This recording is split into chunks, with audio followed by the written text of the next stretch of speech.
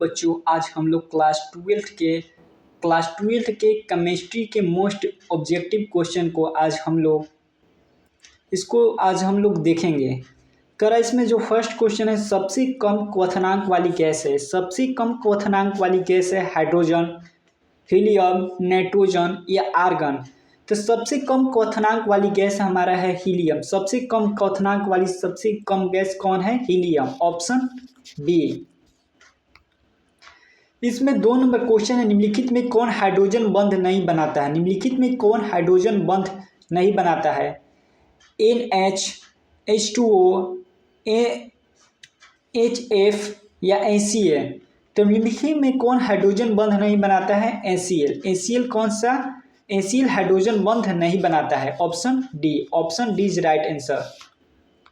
करा ऑक्सीजन और ओजोन है। ऑक्सीजन और ओजोन है। ऑक्सीजन और ओजोन है संभारिक, समवयी, अरूप या समस्थानिक। तो ऑक्सीजन और ओजोन है हमारा अपरूप है, ऑप्शन सी। करा निम्नलिखित में कौन द्विभाषिक अम्ल है? निम्नलिखित में कौन द्विभाषिक अम्ल है? H2PO2 या H3PO2। तो इसका राइट आंसर हो जाएगा द्विभाषिक अम्ल कौन है? H2PO2 एक द्विभाषिक अम्ल है, ऑप्शन ए। H2PO2 एक द्विभाषिक अम्ल है। करा संक्रमण तत्वों का स्थान आवर्त सारणी के अंतर्गत है। जो संक्रमण तत्व आवर्त सारणी में किस ब्लॉक में रखा गया है? संक्रमण तत्व को आवर्त सारणी में किस आवर्त में रखा है? किस ब्लॉक में रखा गया? S block, P block, D block या इनमें से कोई नहीं। जो संक्रमण तत्व है हमारे डी ब्लॉक में रखा गया है। संक्रमण तत्वों का आवर्त स्थान सारणी में डी ब्लॉक में, ऑप्शन डी। Option D. करा निम्नलिखित में किन तत्वों को F1 कक्षकों में इलेक्ट्रॉन क्रमबद्ध रूप में भरता है? इनमें से करा F। निम्नलिखित में किस तत्व में 4F कक्षकों में इलेक्ट्रॉन क्रमबद्ध रूप से भरता है? लेथेनाइड, एक्टिनाइड, संक्रमण तत्व या मुद्रा धातु। तो लेथेनाइड्स होता है जो तत्व 4F कक्षकों में भरता है, जबकि 5F कक्षकों में हमारा एक्टिनाइड्स भरता है। एक्टिनाइड 5F कक्षकों में भरता है। 7 नंबर क्वेश्चन है, Fe का ऑक्सीकरण अवस्था क्या है? लोहा की ऑक्सीकरण अवस्था क्या होगा? FeCN6 3- में। तो इसमें अगर हम Fe का मान निकालेंगे तो कह रहा है +3 होगा या +4 होगा या 0 होगा। तो ऑक्सीजन का ऑक्सीकरण अवस्था जब इसमें रखकर हम मान रखकर करेंगे तो कितना हो गया? तो कितना हो जाएगा हमारा? इसका राइट आंसर हो जाएगा हमारा +3। जैसे Fe को x मान लिया, साइनेट का मान होता है -1, तो -1 गुणे 6 और ऊपर दिया है -3, तो -3। तो x बराबर 6 में 3 जाएगा तो कितना बचेगा? 3। तो ऑप्शन 3, ऑप्शन 20 का राइट आंसर हो जाएगा। Fe का ऑक्सीकरण अवस्था +3। करेक्ट। CuNH3 ट्राइस में संक्रमण होगा। में संकरण किसका होगा? CuNH3 प्लस में जो यह दिया है कॉपर, अमोनिया में संकरण किसका होगा? करेक्ट। कोबाल्ट का, मैग्नीशियम का, लोहा का या निकेल का। तो जो इसका राइट आंसर हो जाएगा हमारा, ये ऑप्शन सब गलत है। इसमें सब ऑप्शन जो है गलत है। तो CuNH3 की पावर 4 sp3 होगा या DsP2 होगा। DsP2 होगा। तो CuNH3 में इसका राइट आंसर हो जाएगा DsP2। CuNH3 में संकरण होगा DsP2। ऑप्शन नहीं दिया, गलत है। इसका राइट आंसर हो जाएगा DsP2। करा निम्नलिखित में विटामिन B12 निम्नलिखित में उपस्थित रहता है। विटामिन B12 किस में उपस्थित रहता है? कोबाल्ट में, मैग्नीशियम में, लोहा में या निकल में। विटामिन B12 हमारा कोबाल्ट में स्थित होता है, ऑप्शन ए कोबाल्ट। करा निम्नलिखित में किस जटिल आयन की ज्यामितीय चतुष्फलकीय नहीं है? निम्नलिखित में से किस जटिल आयन की चतुष्फलकीय नहीं है? NiCO4 के पावर -2, NiCl4 के पावर 2, MnCl4 के पावर 2। तो इनमें कौन सा ज्यामितीय चतुष्फलकीय नहीं है? तो NiCl4 के पावर -2, ऑप्शन सी। करा एथिल अवक्रिया सोडियम धातु से सूक्ष्म ईथर कराने पर बनता है। जब एथिल अवक्रिया सोडियम से सूक्ष्म ईथर की उपस्थिति में कराने पर क्या बनता है? एथेन, ब्यूटेन, प्रोपेन या एथिलीन। तो जो इसका राइट आंसर हो जाएगा हमारा ब्यूटेन। इसका राइट आंसर हो जाएगा हमारा ब्यूटेन, ऑप्शन बी। एथिल यहाँ पर एथिल ब्रोमाइड होगा। एथिल ब्रोमाइड की अवक्रिया सोडियम धातु से सूक्ष्म ईथर में कराने पर क्या बनता है? ब्यूटेन बनता है। क्या बनता है? Butane, option B. निम्नलिखित में किसका उपयोग हमारा निश्चेतक के रूप में होता है? निश्चेतक के रूप में होता है क्लोरोफॉर्म्स, आयोडोफॉर्म्स, एसिटिलीन या मीथेन। तो निश्चेतक क्या इसका राइट हो जाएगा? क्लोरोफॉर्म। निश्चेतक के रूप में कहेगा तो क्लोरोफॉर्म, ऑप्शन ए। निम्नलिखित में कौन सा क्लोरल का अणुसूत्र है? निम्नलिखित में किसका क्लोरल का अणुसूत्र हो जाएगा? तो इसका राइट आंसर हो जाएगा ऑप्शन ए, ClCl3CHO क्लोरल का अणुसूत्र है। किसका है? क्लोरल का अणुसूत्र है Cl3CHO, ऑप्शन ए।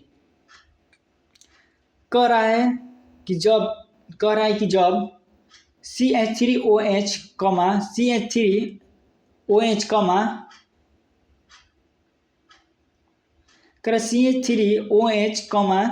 यहाँ पर CH देखिए क्या होता है यहाँ पर CH3OH होता है। और जब CH3NB- जो एकल बॉन्ड एक से अवक्रिया कराते हैं तो यौगिक बनता है। कह रहा है कि जब मेथनॉल को CH3Mg एक से अवक्रिया कराते हैं तो क्या बनता है? कौन सा यौगिक बनता है? ये गलती हो गया है। कौन सा यौगिक बनता है? मेथेन बनता है या इथाइल अल्कोहल बनता है या इथेन बनता है? तो इसका राइट आंसर हो जाएगा मीथेन। जब अल्कोहल को हम मैग्नीशियम मेथेन क्लोराइड की अवक्रिया जब हम अल्कोहल से कराते हैं तो क्या बनता है? मेथेन बनता है। क्या बनता है? मेथेन बनता है, ऑप्शन बी इसका राइट आंसर। करा सामान्य सूत्र में अल्कोहल के समजातीय समूह को प्रदर्शित करने वाला सूत्र क्या होगा? सामान्य सूत्र जो अल्कोहल के समजातीय समूह को प्रदर्शित करता है वह सूत्र क्या होगा? वह सूत्र क्या हो जाएगा हमारा? वह राइट आंसर हो जाएगा हमारा, इसका राइट आंसर हो जाएगा CnH2n+2O, CnH2n+2, ऑप्शन सी इसका राइट आंसर हो जाएगा। CnH2n+2O का समजातीय श्रेणी हो जाएगा, ऑप्शन सी।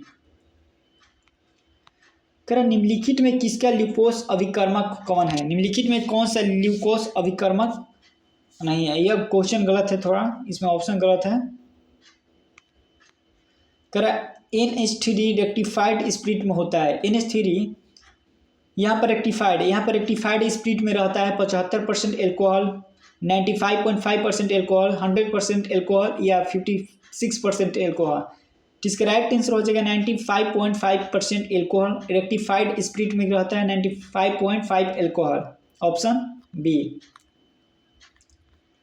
कह रहा है कि आइसोप्रोपिल अल्कोहल के ऑक्सीकरण में निम्नलिखित में कौन प्राप्त होता है? आइसोप्रोपिल अल्कोहल के ऑक्सीकरण से निम्नलिखित में कौन प्राप्त होता है?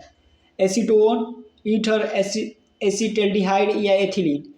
तो आइसोप्रोपिल अल्कोहल के ऑक्सीकरण से निम्नलिखित में कौन सा प्राप्त होता है? तो एसिटल्डिहाइड आइसोप्रोपिल अल्कोहल के ऑक्सीकरण से प्राप्त होता है, ऑप्शन सी। कैल्शियम एसीटेट और कैल्शियम फॉर्मेट के मिश्रण को गर्म करने पर निम्नलिखित में क्या बनता है? कैल्शियम एसीटेट और कैल्शियम फॉर्मेट के मिश्रण को गर्म करने पर क्या बनता है?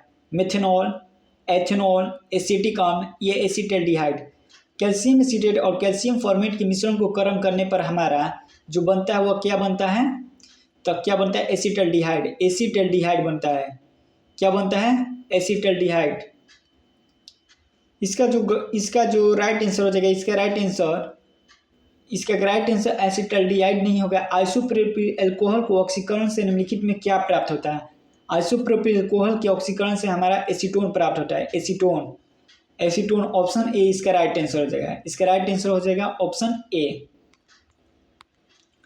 तेरा निम्नलिखित में किस यौगिक में कार्बोक्सिलिक समूह उपस्थित नहीं है? मेथनोइक अम्ल, एथेनोइक अम्ल, पिक्रिक अम्ल या बेंजोइक अम्ल। तो निम्नलिखित में जो कार्बोक्सिलिक समूह होता है COOH होता है, वह किस में मौजूद नहीं होता है? तो पिक्रिक अम्ल में। तो इसका राइट आंसर हो जाएगा पिक्रिक अम्ल, ऑप्शन सी। Option C. मोनोकार्बनिक अम्ल में किसका क्रियाशील समन्वयी है? मोनोकार्बनिक कार्बोक्सिलिक अम्ल में किसका क्रियाशील समन्वयी है? ईस्टर का, अल्कोहल का, एल्डिहाइड का। तो इसका राइट आंसर हो जाएगा हमारा ईथर का। मोनोकार्बोक्सिलिक अम्ल में किसका क्रियाशील होता है? वह होता है ईथर का, ऑप्शन ए। निम्नलिखित में किस अभिकर्मक द्वारा फॉर्मिक अम्ल एवं फॉर्मेल्डिहाइड के बीच विभेद किया जाता है? फॉर्मिक अम्ल एवं फॉर्मेल्डिहाइड के बीच किसके द्वारा अंतर को पहचाना जा सकता है? तो कह रहा है हमारा बेडिक्ट घोल, टॉयलेन का विकर्मक, फेलिक घोल या सोडियम बाइकार्बोनेट। इसका राइट आंसर हो जाएगा सोडियम बाइकार्बोनेट, NaCO3। जब फॉर्मिक अम्ल का साधारण सोडियम Na2SO4 यानी सल्फ्यूरिक अम्ल के साथ गर्म किया जाता है तो निम्नलिखित में क्या बनता है? जब फॉर्मिक अम्ल को शांत सल्फ्यूरिक अम्ल के साथ गर्म किया जाता है क्या बनता है? Carbon dioxide, CH3SCO4, methane bisulphate, formaldehyde या कीटोन। इसका राइट आंसर हो जाएगा कीटोन। जब फॉर्मिक अम्ल को 60 सल्फ्यूरिक अम्ल के साथ गर्म किया जाता है तो क्या बनता है? Ketone, option D. Primary amine क्रियाशील मूलक है। प्राइमरी अमीन का जो क्रियाशील मूलक है कौन है इसमें? तो प्राइमरी अमीन के लिए -NH2 प्राइमरी अमीन का क्रियाशील मूलक -NH2, ऑप्शन सी। ऑप्शन दो।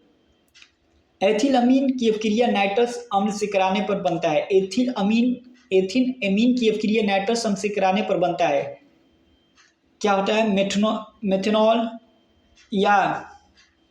मेथनॉल या एसिटिक अम्ल या C2H5NO2। इसका राइट आंसर हो जाएगा हमारा क्या हो जाएगा? इसका राइट आंसर हो जाएगा एल्कोहल। इसका राइट आंसर हो जाएगा एल्कोहल यानी एथेनॉल हो जाएगा। एथेनॉल एसिड अमीन की अपक्रिया जब नाइट्रस अम्ल से कराया जाता है, एथिल अमीन की अपक्रिया जब नाइट्रस अम्ल से कराने पर क्या बनता है? एथेनॉल बनता है, ऑप्शन ए, एथेनॉल। निम्नलिखित में किसमें एल्कोहाइलेशन संभव है? सिर्फ प्राइमरी अमीन में या सिर्फ सेकेंडरी अमीन में या सिर्फ टर्सरी अमीन में या प्राथमिक और टर्सरी दोनों में? तो एलाइलेशन की संभव है। एल्काइलेशन किसमें संभव है? एल्काइलेशन किसमें संभव है? तो प्राथमिक और सेकेंडरी दोनों में, ऑप्शन डी।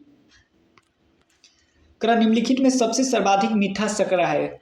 सर्वाधिक मीठा शर्करा कौन है? सुक्रोज, फ्रक्टोज, माल्टोज या लैक्टोज। तो सबसे अधिक जो मीठा शर्करा वह है fructose, option B, option B. निम्नलिखित में कौन एस्टेरॉइड से संबंधित है? एस्टेरॉइड से संबंधित है विटामिन के, बी या डी या इनमें से कोई नहीं। तो सबसे जो एस्टेरॉइड से संबंधित है वह ऑप्शन डी, सी, विटामिन डी एस्टेरॉइड से संबंधित है, ऑप्शन सी। डीएनए एवं आरएनए में समान भस्म है। डीएनए और आरएनए में समान भस्म है।